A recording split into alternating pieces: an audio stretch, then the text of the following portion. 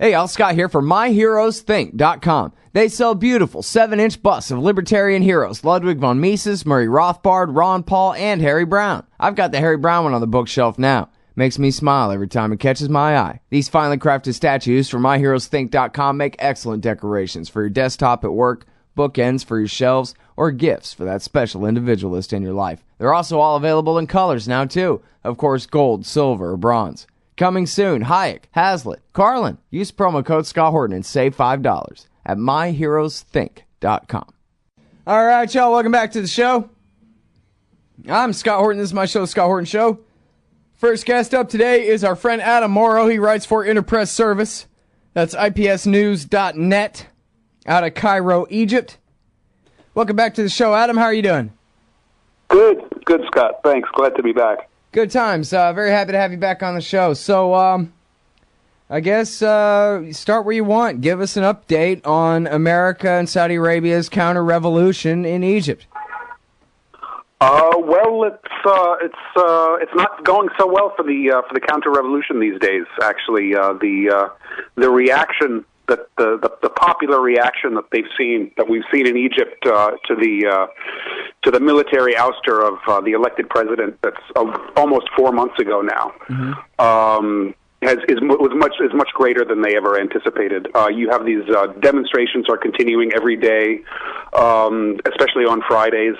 That are drawing tens of thousands of people out on the street. The thing is, it's impossible to gauge exactly how massive these demonstrations are because they're hardly receiving any media coverage. The Egyptian media, the private media, and the state-run media are studiously avoiding showing any kind of pro-Morsi activity. So it's difficult to gauge how big they are.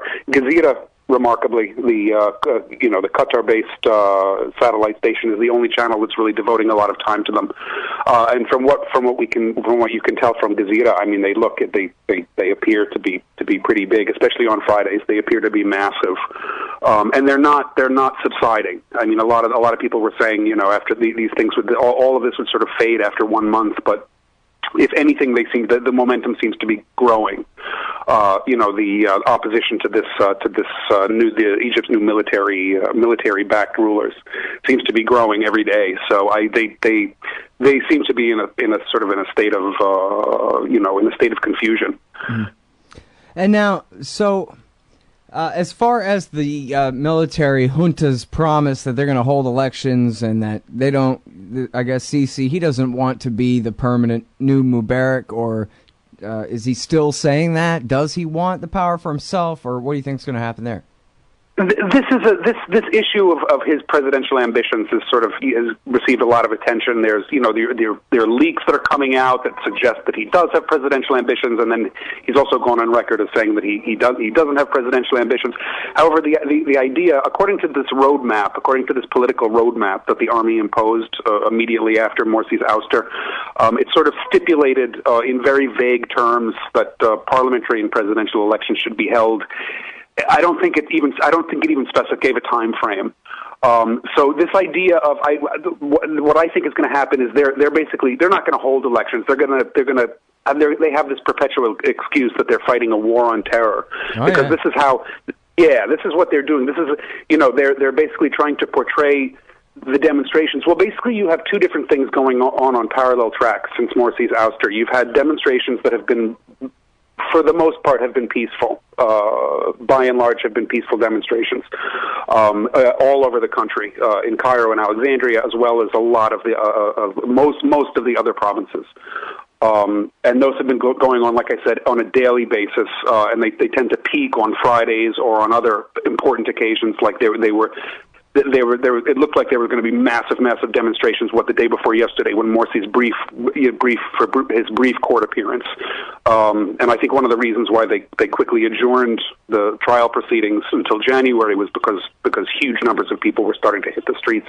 So you've had these daily mass demonstrations that are continuing and just gathering momentum on one hand, and then you've also had violent acts. You've definitely had acts of violence, but the perpetrators of those acts of violence remains unknown, and most most of those acts, like 90% of that stuff, is taking place in Sinai, in the northern Sinai Peninsula, where it's very difficult to tell exactly what's going on, because news is so slanted and it's so difficult to get, reliable information at this point. So it's very difficult to tell even who's carrying out these attacks. But you do have it; these attacks have been occurring on an almost daily basis. They've kind of slowed down in the last week or two, but you've had some quite spectacular attacks. Like they've hit big military intelligence headquarters in South Sinai just maybe 2 weeks ago. So you have these two things sort of going on simultaneously. You've got these nonstop peaceful protests going on, and then you've got attacks by either hardcore Islamist supporters of the opponents of the military coup, or it's some kind of false flag activity which the government is orchestrating so it can then paint the Islamists as terrorists and then hit them back, or it's a combination of both of those things. It's very difficult to tell exactly what's going on. All right, now. So to backpedal a little bit here to the support for the Brotherhood and the people out there protesting, if we can go back to 2011, I think the way you explained it then was the Muslim Brotherhood wasn't necessarily the people's choice, but they certainly had a big leg up on being an organized group outside of the state. They were illegal but tolerated, basically, under Mubarak. And so, just very quickly, Scott, they were the only viable opposition force for all those decades. I mean, they really were the only real, genuine opposition. By which I mean they hadn't been co-opted by the state. You did have a bunch of other so-called opposition parties, but these were all in bed with the state. These were there. These were allowed to exist only in order to give this impression of a multi-party system. Right. They were only there to legitimize the ruling NDP, which at the end of the day always controlled everything. Sure. And by the way, up until the Arab Spring broke out, that was fooling nobody, right? Nobody believed that Egypt had anything like a democracy. It was a one-man dictatorship. It was a fiction that sort of everybody politely believed. Yeah, absolutely. Yeah. But, maybe Hillary would claim that, but no one on earth took that seriously. But the point I'm trying to get to, I guess, is when we're looking at all the people protesting now, I would guess that this is a symptom or a result of the way I believe you explained it to me back then. It wasn't just that they had no one else to turn to but the Brotherhood for a center of power outside of power, but that at least, I don't know, supermajority, but at least a good majority of the people of Egypt actually supported the Brotherhood. Not just because they were the only alternative, but because that was, in fact, what they wanted. And so they didn't because I think part of the spin here is that, well, they took advantage of their superior organization to basically hijack the revolution from the people who revolted. And so, to hear John Kerry tell it, before and I guess again this week, all the military was doing was saving the revolution from these backwards kooks who had sort of, who were lucky enough to be organized enough at the time to do so, but weren't really representing in any way the will of the people of Egypt. Right. First of all, though, I'd just like to point out, though, you can't. How much of a kook can you be if you're really organized? I mean, those two things kind of contradict one another. Well, I don't know. Look at Pat Robertson and them, right? Like if they took power in America, we might say, well, they sure are organized and they sure are nutso. That's true. Okay, touche. However, I'd like to point out, though, a lot of people sort of, a lot of attention has been placed on the presidential elections and Morsi and his 1 year and on the presidency. Mm-hmm. And as you know, he won by a slim margin. He beat Ahmed Shafiq, who was Mubarak's last prime minister. He beat him by an extremely slim margin of something like 52% to 48% or something like this. And a lot of people will point to that and say, oh, this was just a fluke, he just won because nobody else wanted Shafiq and all of this stuff. When I think it's instructive to also bear in mind the parliamentary elections, which happened at the end of 2011 and very early 2012, when you had, I think that is a better gauge of sort of the popular will. to use an expression that's being bandied around like crazy here by both sides, constant references to the popular will, constant attempts to speak for the Egyptian popular will.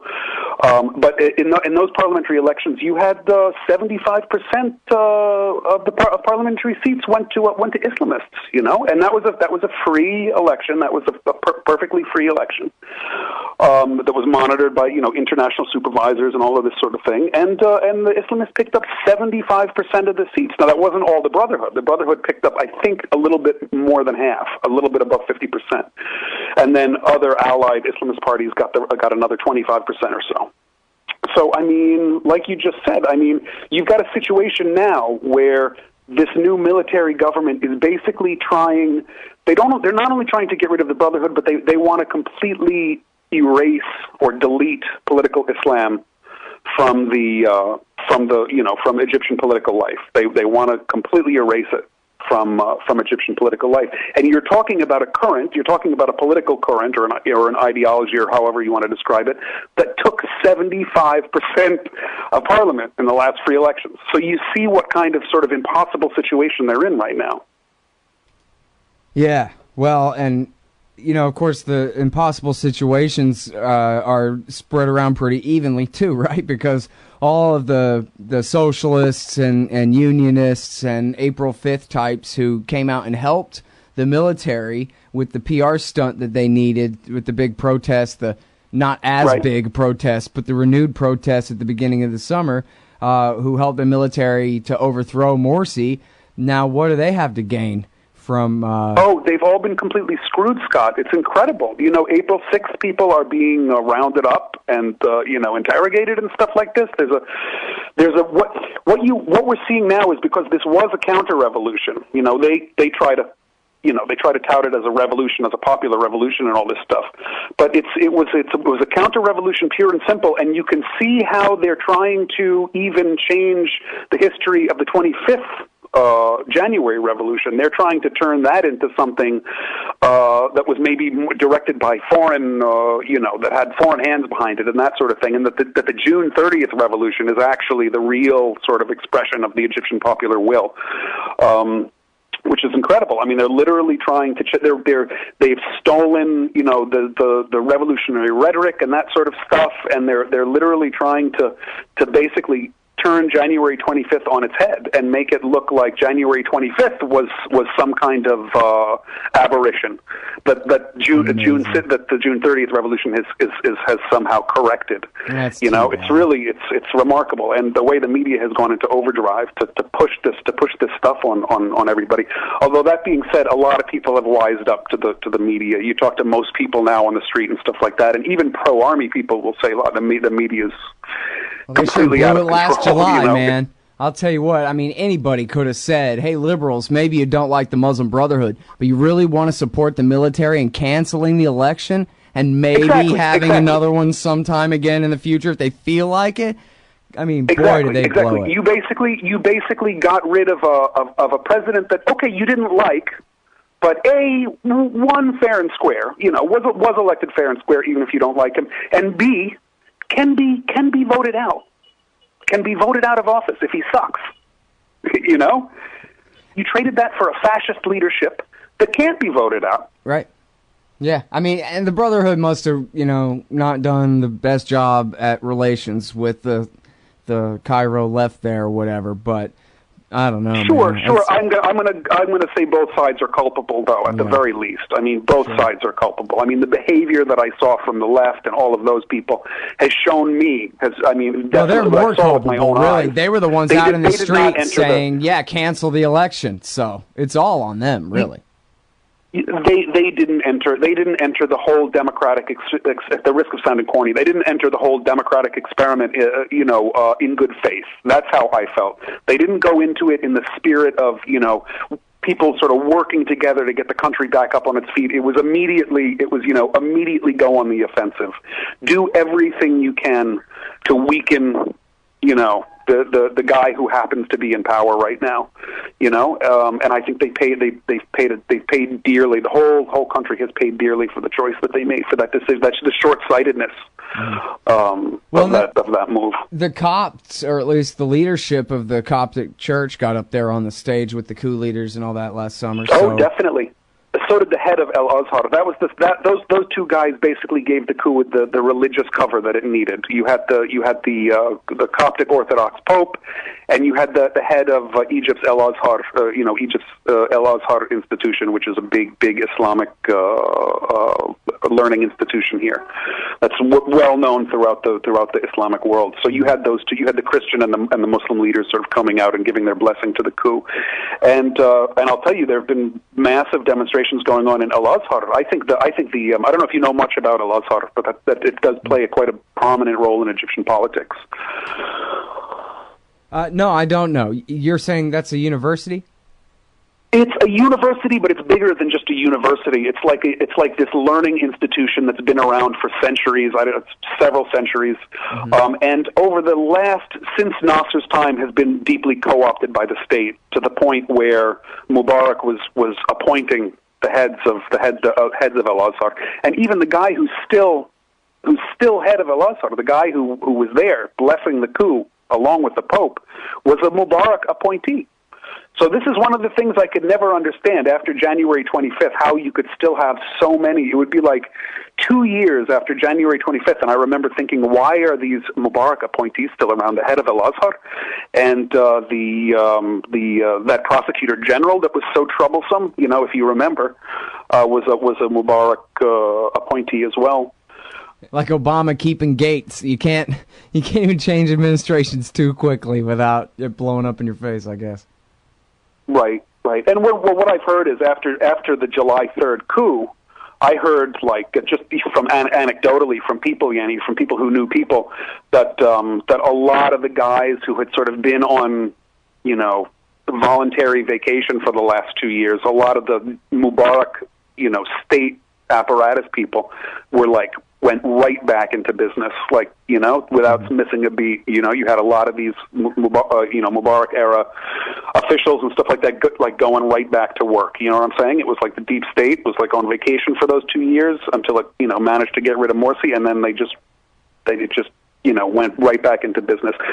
Interestingly enough, I know we rag on the New York Times a lot, but their coverage of Egypt has been really, really good. People should have a look at some of that. They've done some really good stories on Egypt post coup.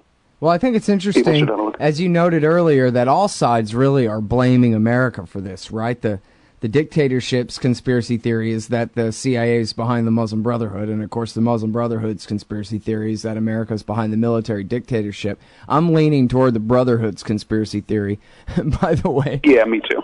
But it's interesting that overall Uncle Sam is the perfect bad guy, the great Satan to what used to be our most loyal and stable ally in the Middle East there.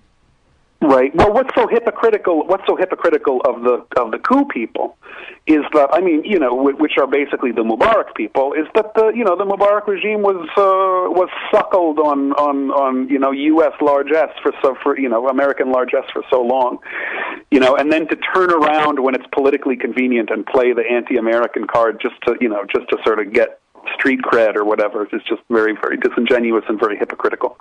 Well, now, so what's John Kerry doing in town? It seemed like he's trying to smooth things over with the Saudis, and I'm thinking telling the Egyptians that, hey, we're in it with the Saudis with you, that was the mission, to try to get everybody on the same page. Yeah, that seemed to be what he was very conciliatory when he was in Cairo. I didn't really have a chance to follow everything he said when he was in Saudi, but I know when he was in Egypt, he was surprisingly conciliatory and said that Egypt was on the right track, and, you know, this sort of stuff, which shouldn't really come as a surprise. Which is just amazing that they can go on TV and say that. No, this wasn't a coup, simply because, as everybody knew, is completely understood by all, that the only reason they won't call it a coup is because the law says that if you do call it a coup, then you can't sell them as much weapons anymore. And that was the only reason. And the fact that, and then, you know, for Kerry to say that the coup was just the restoration of democracy, and for him to now come out and say, yeah, everything is on track. I mean, yeah, if this is the British Empire, I guess. Right. Yeah. No, it's pretty shocking. I know there was a congressman, though. I just caught a little bit of this. This was like a couple days ago. I don't know if you know anything about it. A congressman came out swinging pretty hard against the coup in Egypt, though, and basically saying American U.S. policy towards what had happened in Egypt was really shameful and stuff like that. I don't know if you know anything about that. I think he was like a congressman from Virginia or something like that. Okay. I'm not sure. But I know it is still a source of debate. I mean, I know it's still a source of debate inside the U.S. You know, this is another thing, is that this whole Egypt situation, because then I know this is something I keep harping on, but because Egypt is so big and so important, so geostrategically important, what's happening in here really is either having or going to have repercussions in other countries and stuff like that. Is definitely going to be felt in other countries. Yeah. I know a lot of people in the Gulf. I heard at least that a lot of people in the Gulf were very, very upset with their respective governments, especially Saudi, for coming out in support of the coup. And even I think in the wake of the Rabaa al-Adawiyah massacre, which happened on August 14th, which was when several hundred pro-Morsi demonstrators got gunned down when a sit-in was dispersed in Cairo. If you remember that, the Gulf countries actually came out and reiterated their support for the coup, which was pretty shocking. You know, basically condoning the murder of these hundreds of peaceful protesters. Pretty shocking stuff.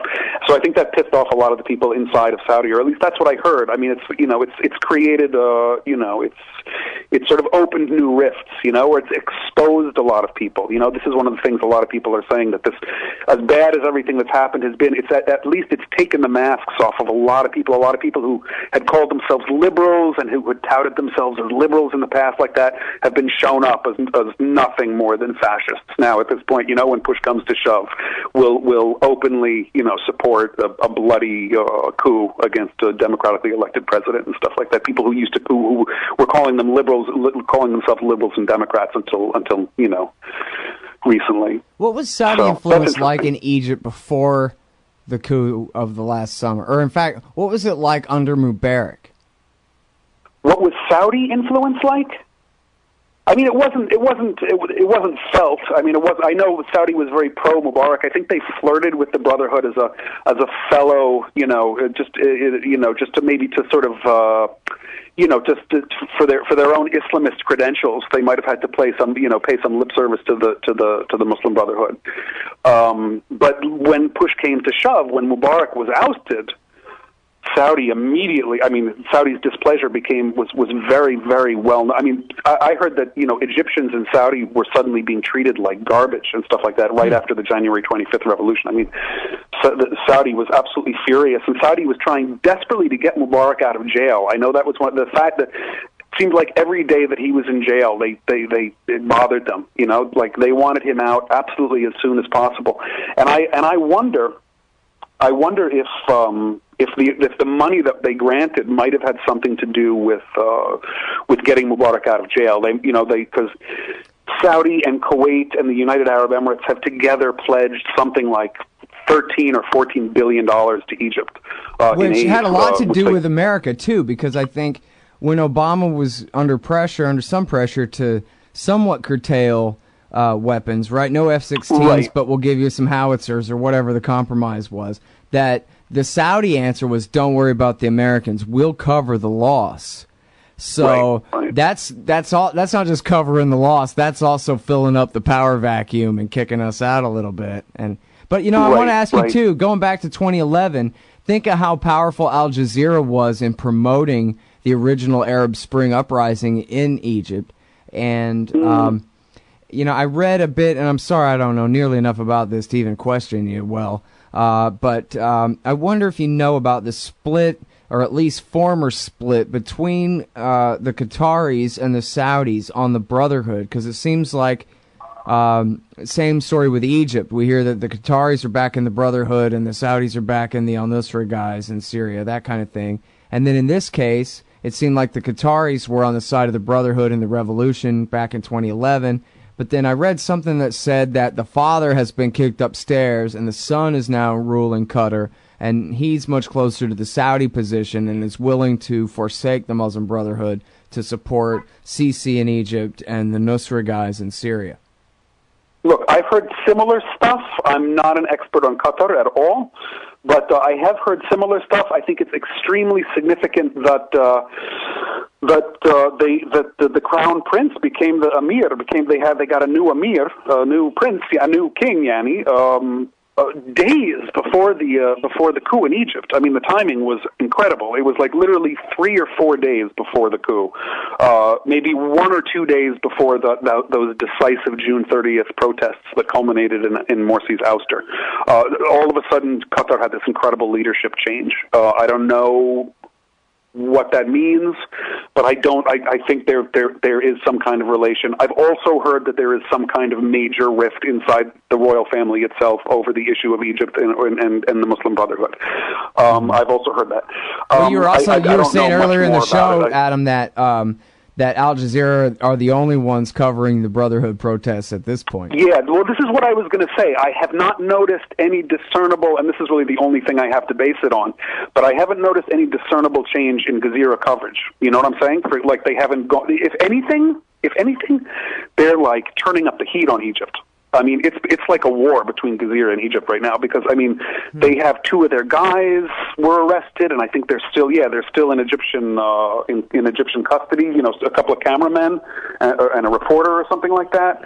And they closed their offices in Egypt a while back, and I think they picked all of them out of the country. But they're still managing to do, and I'm talking right now about their live. It's called Jazeera Mubashir in Arabic, and it's their live Egypt channel. It's devoted entirely to Egypt, and it's like 24/7 constant news. So it's quite a good station. I mean, if you're following Egypt news, it's really good for breaking developments and that sort of thing. If people here pro-military, people here hate it and say that it's pro-brotherhood, which it is in a sense, but at the same time, it's also quite reliable. But what they did is basically the military authorities here are jamming their signals constantly, so you can only get them on some channels, but on other channels they'll be scrambled all the time.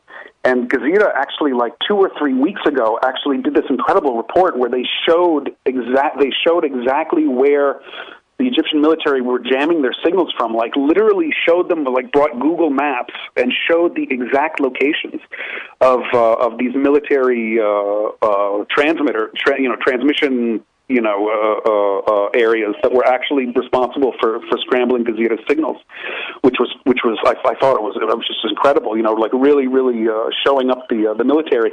And then like 2 weeks later, there was an actual attack. There was some kind of RPG attack. It was like the first attack of its kind in southern Cairo in the Mahdi district, and somebody actually fired an RPG through one of these big satellite transmitters.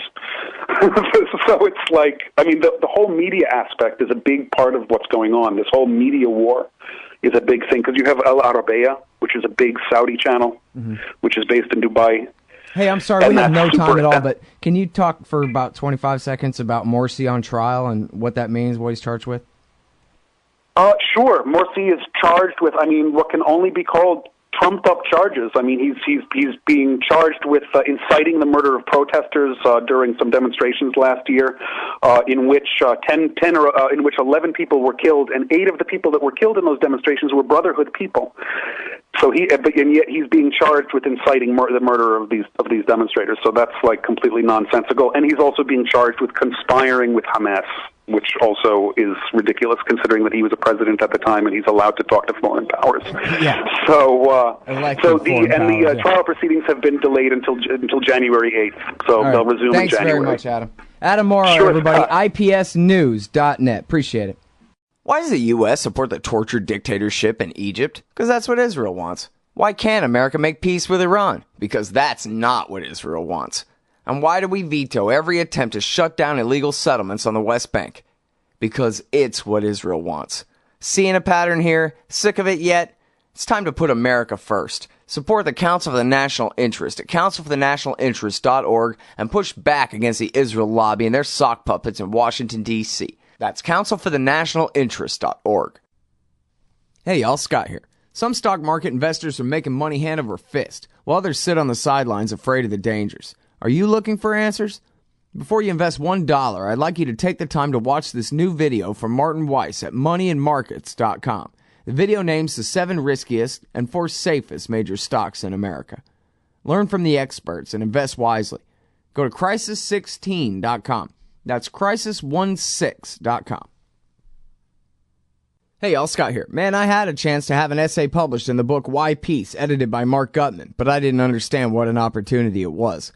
Boy, do I regret I didn't take it. This compendium of thoughts by the greatest anti-war writers and activists of our generation will be remembered and studied long into the future. You've got to get Why Peace. You've got to read Why Peace. It features articles by Harry Brown, Robert Naiman, Fred Bronfman, Dahlia Wasfy, Richard Cummings, Karen Kotowski, Butler Schaefer, Kathy Kelly, Robert Higgs, Anthony Gregory, and so many more. Why Peace? Because war is the health of everything wrong with our society. Get Why Peace. Down at the bookshop or Amazon.com. Just click the book in the right margin at scotthorton.org. Hey y'all, Scott Horton here for WallStreetWindow.com. Mike Swanson is a successful former hedge fund manager whose site is unique on the web. Subscribers are allowed a window into Mike's very real main account and receive announcements and explanations for all his market moves. The Federal Reserve has been inflating the money supply to finance the bank bailouts and terror war overseas. So Mike's betting on commodities, mining stocks, European markets, and other hedges against our depreciating dollar. Play along on paper or with real money, and then be your own judge of Mike's investment strategies. See what happens at WallStreetWindow.com. Fact.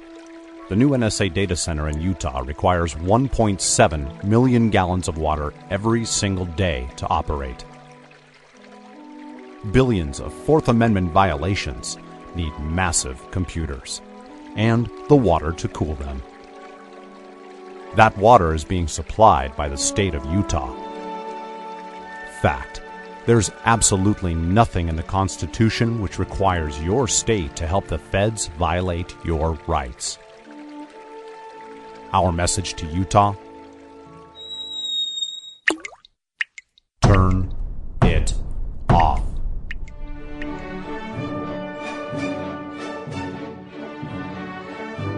No water equals no NSA data center. Visit offnow.org.